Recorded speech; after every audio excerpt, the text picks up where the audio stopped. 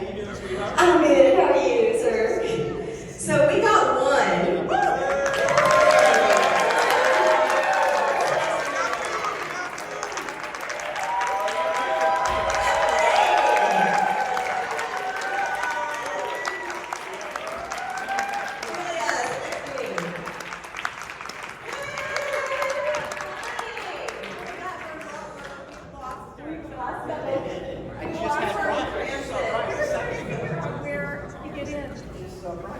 Hi, everybody. Wow, that's hilarious. All right, well, that just means we're going to have to go on 3 times. Apologize for our disorganizedness. Well, 3 of us have got it together. Here. You were waiting. I was waiting. He was waiting. Yeah. And I saw Brian, so Yeah, I saw her. We're missing Brian and Larry. How's everybody enjoying the con? Yes,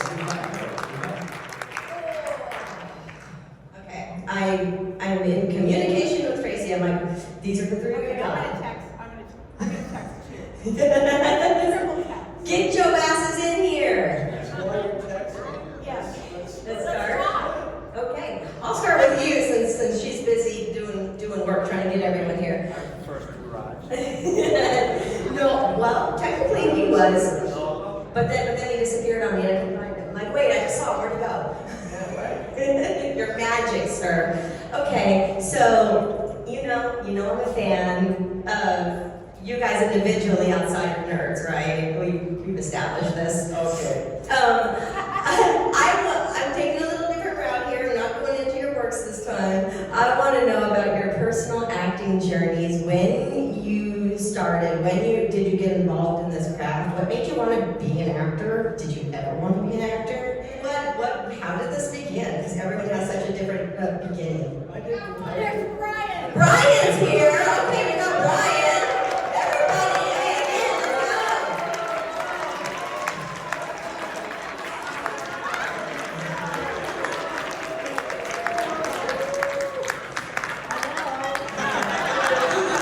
Brian had to make a rock star welcome.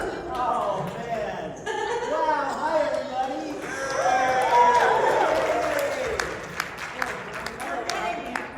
We're almost there. Oh my gosh. Okay. Okay. So, sorry. Continue. You're beginning How did I acting. start? How did I get started? I mean, yeah, I got started at a young age, obviously, but I was just an energetic kid who was always, I bet. doing a lot of show business stuff. So I think one of my teachers was like, get that kid on stage. So they kind of hooked that up when I started doing community theater. But it was all because I come from a family of very gregarious people, and you have to fight tooth and nail just to get any attention whatsoever. So it's all because of that. That shapes you, and that's why I'm an actor, I think, too. His parents are great. They're really Oh funny. yeah, you know that. They know Your parents were on the set with you, right? Yeah, When you were I a was baby. sleeping with my dad too. And, yeah. Everyone, Yes, one more yeah. time. Larry!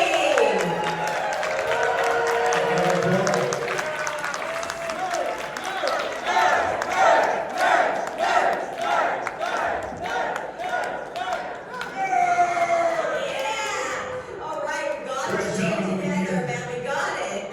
Okay, so all that has to do since you're here. Hi, everybody. Party, party, party.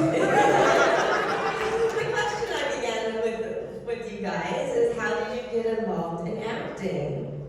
How did I get involved in that? Yeah, your beginning. Let's start with the guy who just sat down. Okay. Yeah, that's what happens when you're tardy.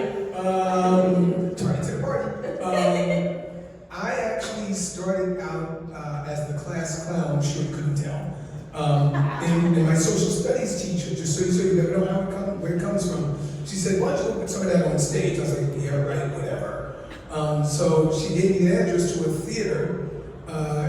This is New York. I'm in Queens, so I had to take 2 trains and a bus at 12 to be there 8 in the morning on a Saturday. I come from a big family, so my mom was like, "Here's $1.50, see when you get back."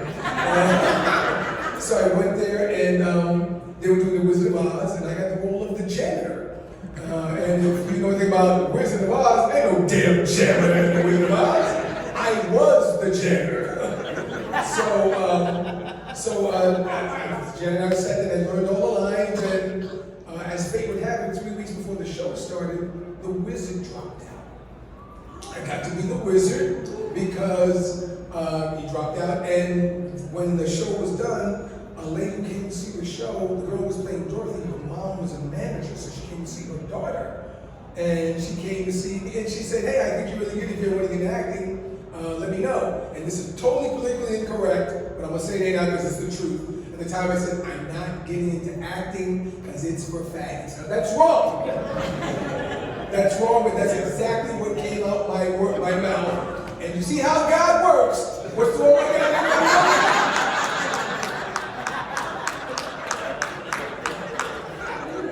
Like, I got you, man. Just wait.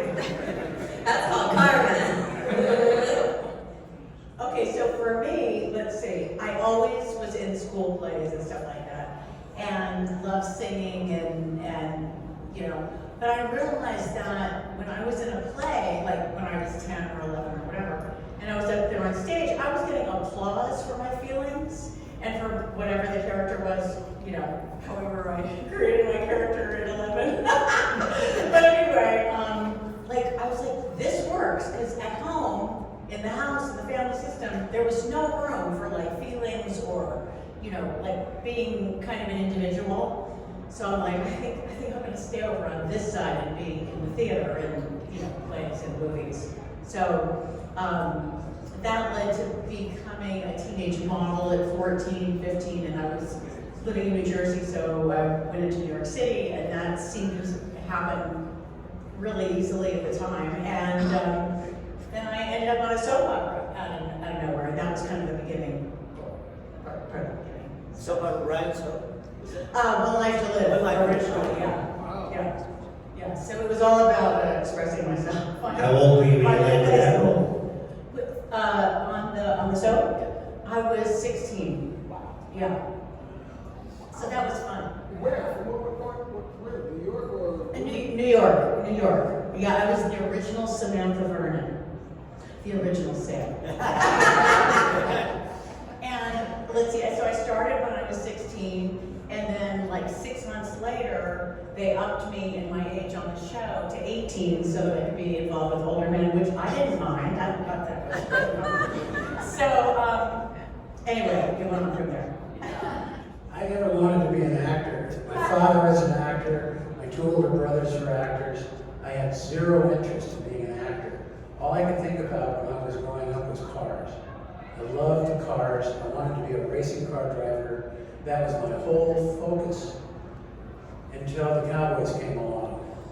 So the Cowboys comes along, and the studio is trying to hire my brother David to play the Bruce Dern role. And Bruce Dern winds up shooting John Wayne in the back. And David said, "I don't want to be the guy that shoots John Wayne in the back."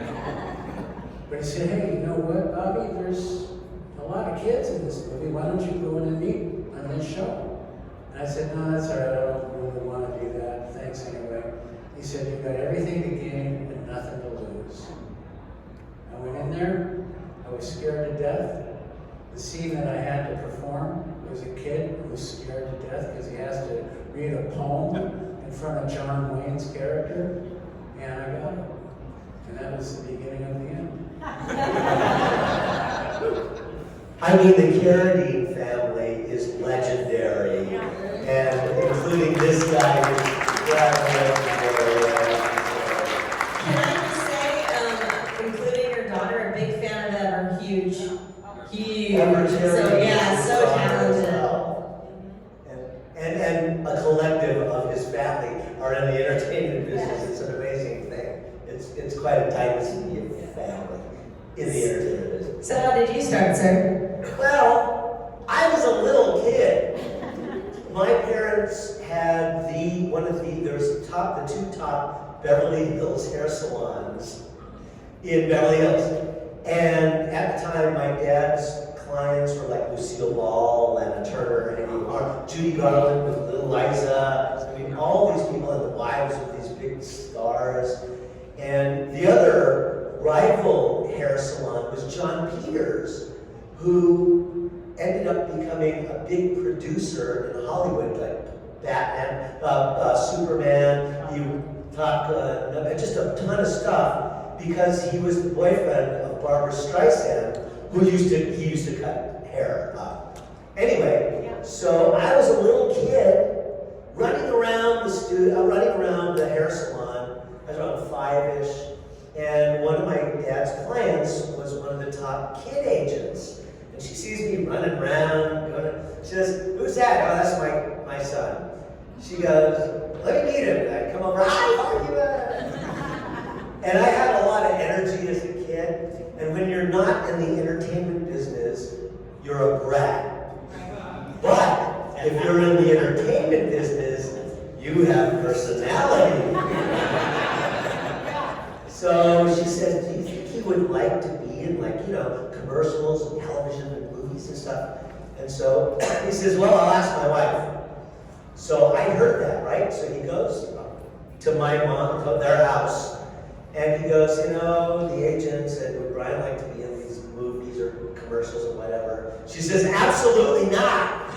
They're weird. Hollywood people know." And I go, they said, "Okay, we'll try it out." And lucky enough, one of the first things I ever did was, I'm one of the only living people who did an original Star Trek and have come back to do another in the series.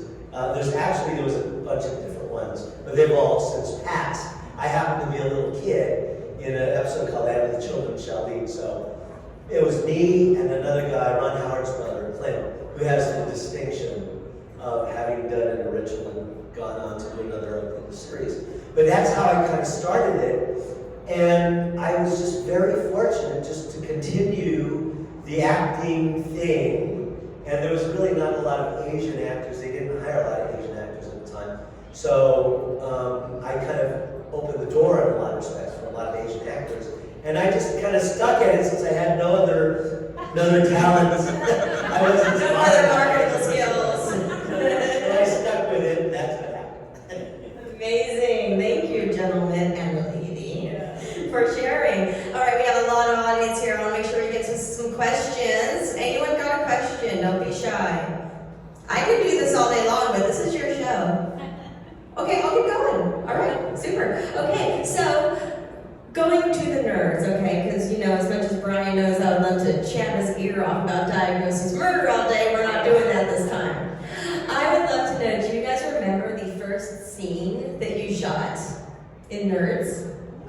Yes, it was a scene where my father, James Cromwell, and my best friend, Anthony Edwards, and I are all in the station wagon, and we're on our way to Adams College. And we hadn't really, I just learned how to do the laugh the night before, because Jamie Cromwell taught me how to do the laugh. So we're driving along in the station wagon, and I'm counting up how many students there are at Adams College, and if you divide that by 2, that means we have, 3,205 boobs. And we crack up, and Jamie Cromwell, we look at each other, and we do this laugh, and it's coming out in stereo, and it's just hilarious. That was the first day for me, first day of first scene. Academy Award winner, James Cromwell. Do you have a friend? Did you have the mic? Oh. Yeah, well, first day of shooting, one of the things about Nerds is studios are loath to spend money. They don't like to spend money. But we were very fortunate in the sense that 3 weeks prior to principal photography, they flew out the main lead nerds. So, 2 weeks? 2 weeks. Okay, 2 weeks. Felt like 3. But they flew us out to kind of rehearse and to bond. And lo and behold, we did. We created a relationship amongst ourselves right away, and which I think transcended to the balance of the movie. To this day, 40 years, our 40th anniversary, 1984. I can't believe it. I'm not even that old. But Neither am I. yes. But we, to this day, we're like a family. We love each other. We're We're such great friends. And to have that, I think it started with, in the early parts of when we just met, we just got to know each other, and we just grew from there. First day, though, was the scene where we're in the auditorium, and there's all these cots, and we're trying to be picked for the fraternities, and nobody's picking the nerds. Well, Curtis Armstrong, who plays Booker, who would have loved to have been here tonight, but he had a scheduled thing. So Booker and I, we are sitting on the cots, and just to pass time. It takes a long time to film movies, hours sometimes. So we're playing chess, we're playing checkers, we're playing cards, and we're sitting on the cot, and we're there. Basically, the scene was, why did they call you Booger? And Booger goes, I don't know. Anyway, so the director comes by and says, oh, well, you guys are up. Come up with something. So we're making ourselves laugh with these card little things. And so he and I crafted like this stuff, this thing about Takashi being taken by Booger. And so what happened is we did this thing for the camera. The director liked it. And so fortunate for us, he said, you know what, just keep coming up with stuff. So between Booger and myself, about 95% of the stuff you see between me and Booger, or Takashi and Booger, was never in the script. It was just stuff we came up with. But anyway, that was the first one. Awesome, thank you. I'm having a hard time remembering what my first scene was. Well, I just can't remember what the first one was, because I would always go to the set, whoever was working, and watch them work. And we always go, Was it the one on the porch with you and that other lady? that gorgeous girl that he has a crush on. Oh, that's right, it was me doing a crush on. It might have been that scene. That might have been the first day. When I'm on the porch with the other sorority bitches, me and the other sorority bitches. And yeah, we got to see just how mean Betty was, and before she saw the light. That was a fun scene, actually. Yeah. Yeah, it's hard to remember exactly, but I feel like the gymnasium stuff was very early on. And so, yeah, the first day, so coming through with the parents, I don't even want to go to college, all that stuff, that whole bit. We must have did like pickup shots or wides or something before that. But that was, there was the whole gymnasium sequence was the first like setup, I think. So that's what I remember. Yeah, and that was the same for us. And I think what Jeff did, which was so smart, was he didn't have us sit together. So we weren't, though we were all nerds, we were all spaced about the auditorium, kind of like you guys are right now. If I had to pick 6 randomly, you didn't know, you just chose the seat you chose, right? So it was kind of the same way, and he wanted that same effect. And Lamar, remember 1983 right now, gay is in, I don't mean that in a bad way. And now it's accepted. Back then it wasn't. So, and one of the things that I got to do was be Lamar and not apologize for being Lamar. I didn't realize how big that was at the time. But I didn't think anything of it. As an actor, you're just taught to go for what you want. And the actors will understand. The other folks, you think I'm just babbling. But so it's just, Lamar was Lamar. It wasn't anybody else. So when he said Lamar Luttrell, and then he said Luttrell Lamar, he got it wrong. It was Lamar Luttrell. So that was our first day. That's amazing, thank you. Yeah. Okay, has anyone thought of anything? All right, now. And don't be shy, guys. Show the video. The whole drive-in there. Get it out. Did you guys know 40 years after the fact that the talent show song would still be such a banger? I didn't think about it, but I knew it was an awesome tune. No question about it. And remember, and that's a good question, because 40 years ago, remember, rap wasn't even really accepted back then. So a gay rap was even further to the left of that.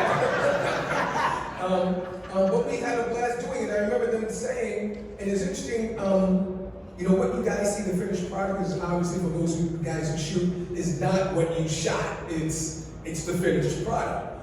So there's a lot of things like Curtis, the reason he's wearing a Elvis Presley out for this because he actually came up and did an Elvis Presley rendition of, I can't remember, what song did he do? I don't remember. I Can't Help Falling in Love with You. He actually came and that didn't make the cut, obviously. And then there were a couple other things that we all did that didn't make the cut. And then they asked me, what do you want to do?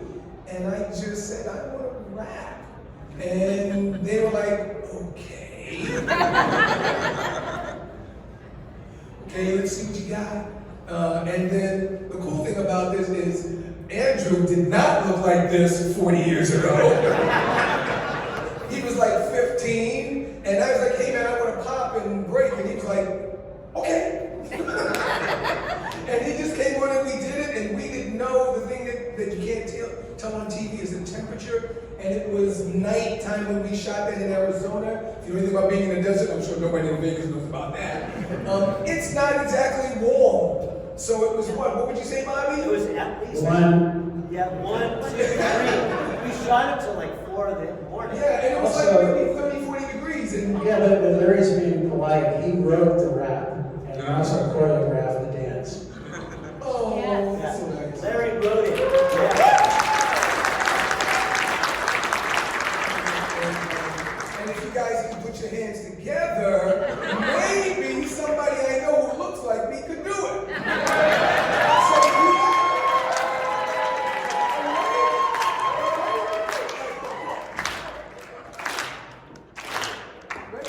So clap your hands, everybody. And everybody clap your hands.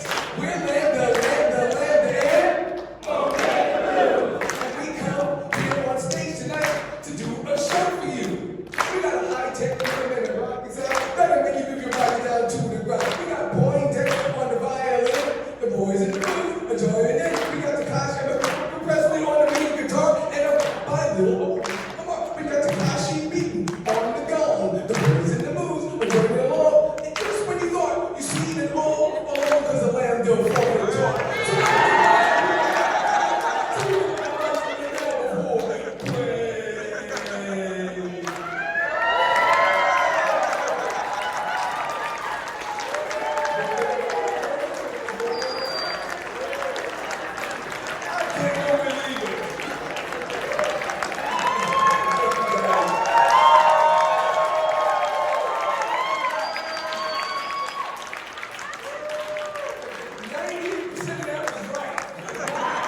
You gentlemen still got it. Still got it, yeah. So Andrew, did you have dance background? Did you get frustrated trying to teach him how to move? How did this happen between you guys? That was, you taught me the moves. We worked on it. It was like a special room at the hotel where we would go and meet up and work on it. We worked on it for like a couple of weeks to have it really down. But yeah, I had done dancing in like on theater on Broadway and stuff, and was used to dance captains and people trying to teach you moves and stuff like that. And I had actually, it was still earlier on in my career, so someone was like, "Oh, you should put him in a dance class or whatever." And my parents put me in some like local ballet class, and I was like, "I hate this. I don't like ballet. I don't know. This is not me." Although now, in retrospect, I wish I could have stuck with it because it's a great skill. But yeah, so I had a little dancing background, but I'm what they call an actor who moves, right? This dancer who acts. I'm an actor who moves. From New York to Brooklyn to. Yes, Brendan. One of my favorite parts of the films would be anything involving Bernie Casey. I think he did a great job of playing the straight man in regards to the nurse's shenanigans. Do any of you have any cool stories that are involving Bernie Casey? Yeah, I got one. Bernie, after I don't know if you guys know the film, or don't know it, there was a scene where we were having a party and I had a balloon over my head and I'm dancing and having fun with my partner. And Bernie says to me in between takes, "You're such a good actor." It's a damn shame that all they're gonna know you for is this. I looked at him and didn't understand it at the time. 40 years later, he was right. That's just a fan. Because I have a fan around him, I could barely talk to him. He was an incredible person. But I do want to say something that goes unspoken about, and that was really kind of the bedrock and the foundation for us even doing what you guys saw. It's that guy over there, Bobby Carradine. He's really humble. The stars always set the tone for the film. For those in the film who do film, they know this. The stars are going to make it a really easy shoot, or he's going to make it a really hard shoot for everybody. And I can remember showing up in Tucson, Arizona in 1983. And the first time I saw Bobby and Tony, they actually were dressed. They stayed in character the whole time. So I saw them in the courtyard flying a model airplane.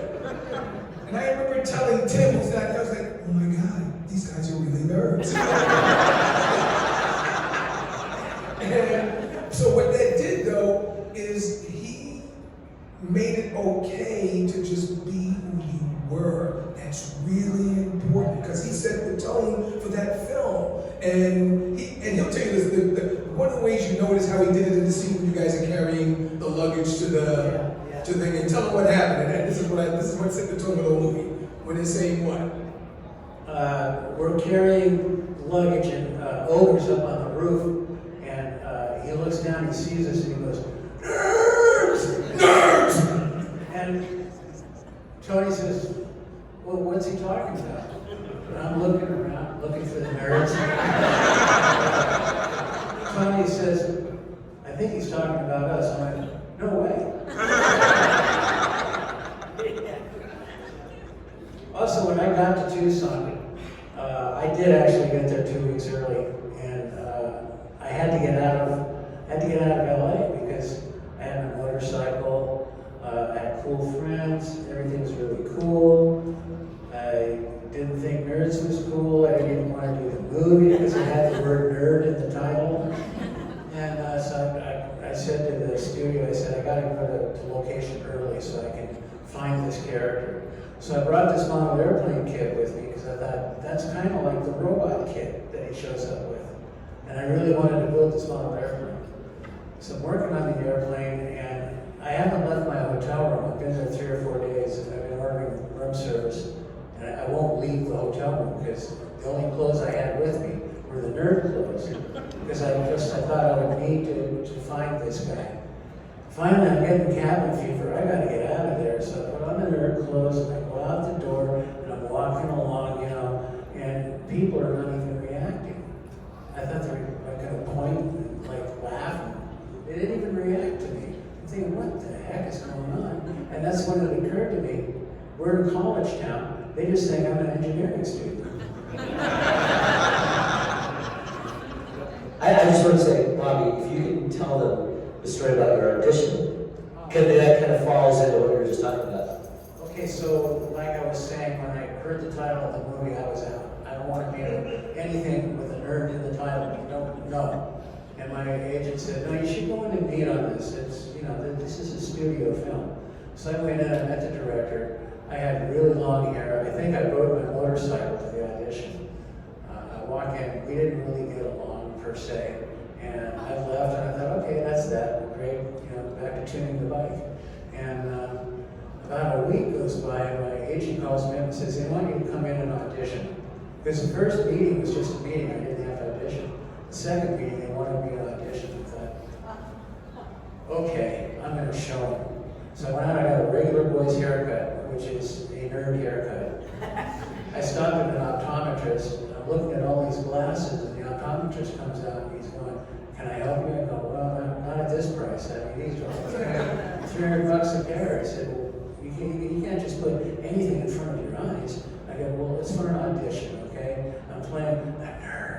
And he goes, oh, a nerd? And I'm like, yeah. So he goes to the back of his store, and he comes out with a shoebox. He blows the dust off the top, he opens it up, and it's full of nerd glasses, like they wore in Apollo 13. Like those guys are all wearing these glasses. And I said, those are perfect. So I got the glasses, and I was dressed a little bit nerdy, and I go to the meeting room and audition. And I'm sitting out there in the outer office, and the casting assistant comes out, looks right at me, and goes back in. And I'm sitting there, I'm waiting, and she comes out again. looks right at me, goes back in the office. I go, wait, excuse me, I'm here for an audition at 2 o'clock. It's like 2:15. What's going on? She says, oh my God, Bobby? I said, yeah. She goes, come on in. And that's how I got it. Any other questions? Yeah. During filming for Andrew, were you allowed to see any of the movies on set? Great question. Were you allowed to see any of the boobies on set? Is the question in here? Yes and no. I was not allowed to see anything. There was a whole thing. There was a whole, well, you know, I'm a kid. I'm resourceful. But no, there's a whole question of like, oh, what was he gonna be allowed to see your mom's on set the whole time? It's like, it's a little embarrassing or whatever. But you know, they kept me from seeing most of the stuff. But I got to get a glimpse of some of the fun that was going on. Somebody said like, oh, it must have been such an amazing, you must have had such an amazing time as a kid on a movie set, and I did. Or he said you must have had the best time of anybody, and I felt like I did, but I know for a fact that these people all had a much better time. Much better time. Yes. This is a great question for Brian. Okay, this is the thing, is that we shot in Tucson, Arizona on a hot day in the middle of this arena. And so the lead actors come in, and the prop guy goes, all right, you have a choice. You can have a soda that we dress to look like a beer, or you can have cold beers if you want. And I go, what are you, stupid? Of course I want cold beer. So I just neglected to remember that when you film, you have take after take after take.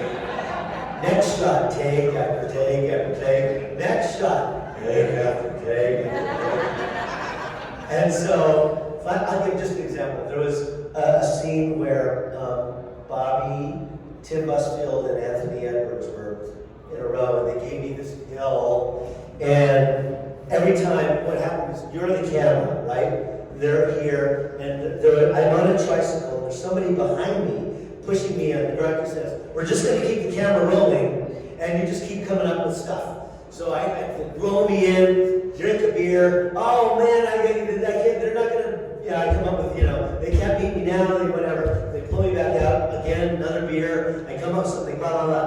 Well, another take, and another take, and another take. So finally, they roll me in. How you doing, guy? He goes, how you doing, Takashi? And I go, oh, fucking great!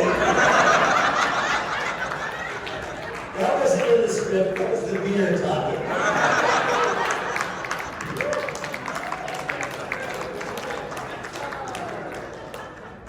At what moment did you know that it was going to be absolutely epic?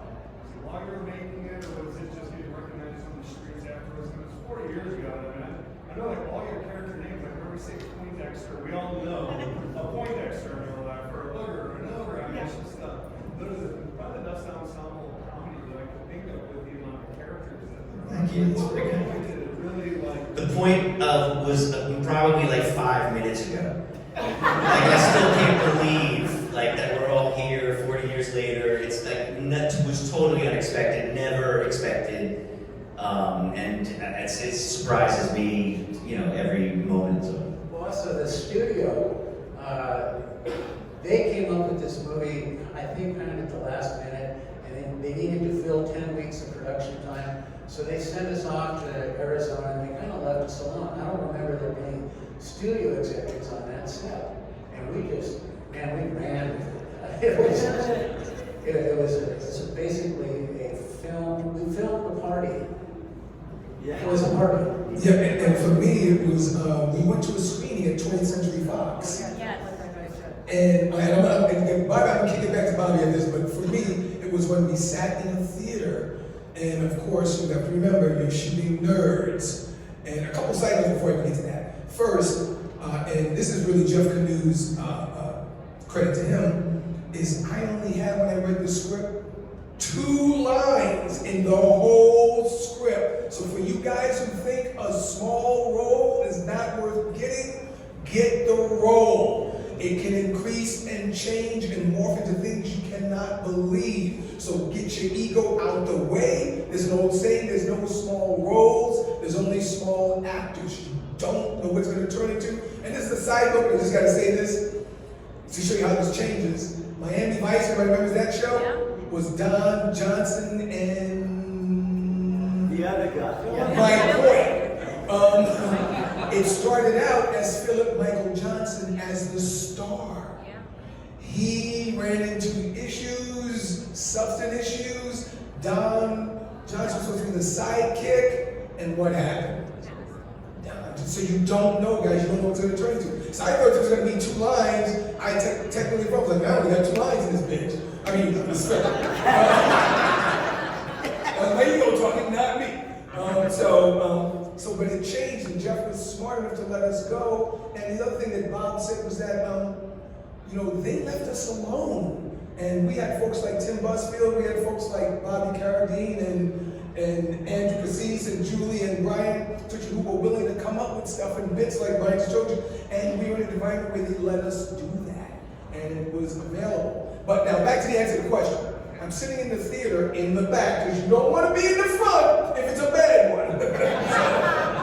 So I'm sitting in the back and people are laughing their ass off.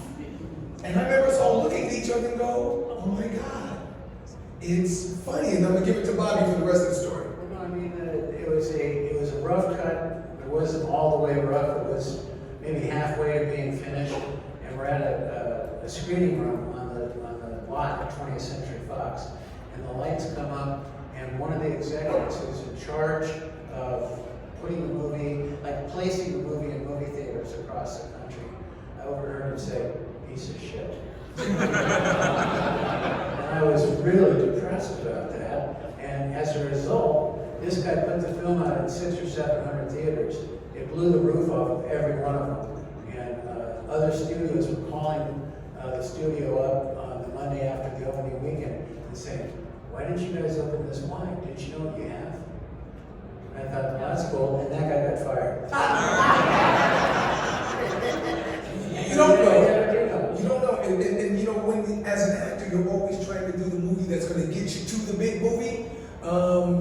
And you sometimes don't know the one you did was the big movie, because now the delivery time is accelerated. Back then you did a movie, it didn't drop for a year, maybe a year and a half. So you're trying to do that thing called eat. So you're trying to just do the next gig. You don't know it's a year off, you have no clue. They always tell you it's going to be great. Just so you know, nobody says, we're doing a bad movie, let's do it. So, I will say this though, that, in the first couple of weeks, the studio sees what they call dailies, which is the stuff that we had shot. We were in Arizona, so they would, FedEx it over to the studio and they'd look at it and see whether or not it was worthwhile. For the first couple of weeks, it was not really going over well with the studio executives. And until finally we had the opportunity to kind of come up with a lot of our own stuff and kind of interact more as opposed to just following the script, that's when it really started to take shape. And that's where the heart came in. And then that's what changed the whole dynamic. We had no idea that 40 years later we're going to be here and be able to, and there's some people that appreciate it. Thank you, we love you, thank you. But you never know what's going to do it, ever. You never know. So before we let you guys go, I wanted to give a plug for Larry. We witnessed a little bit, but you are an acting coach, right? oh, that's so nice. And so, for aspiring actors out there, you do it in person and online, right? Yeah, I do online Where can people class. find you if they're interested? Well, what happened was COVID shut down the brick and mortar. And I was like, oh my God, I can't teach anymore. And then we moved it to Zoom, and it blew up. So now you can learn from your living room. So you go to tsawonline.com, tsawonline.com. For some of you folks who are interested in this, you can come work on your craft from your living room, learn how to audition, learn if you even like this. For some people, I tell them it's worth the money for the first month just to see if this is something you really want to do. Some people are in love with the idea of doing something until they actually have to do it. For you actors out there, you know, everybody thinks you're gonna act and be famous right away. And unfortunately, because one or two people actually have got off the bus and turned into a star right away, that fuels everybody's ambitions. But for the actors out there, it ain't that easy, is it, y'all? No, it's not that easy. So go to T-Song Live, that's something you want. But more importantly, we just want to say thank you for everything you do. And I'll say one more thing. They were about to shut this movie down at one point. You guys didn't know that. And Bobby, you probably know more about that than I do. I just want to share that with you guys. I don't know anything about that. Okay, they were about to shut it down because what we didn't know above our heads was they didn't want this movie made. As he said, this was filler for them. This was just something that was in their slate. And this was something they were kind of throwing out. And look what happened. Yeah. I just wanted to ask Robert Carradine if he would just do the laugh.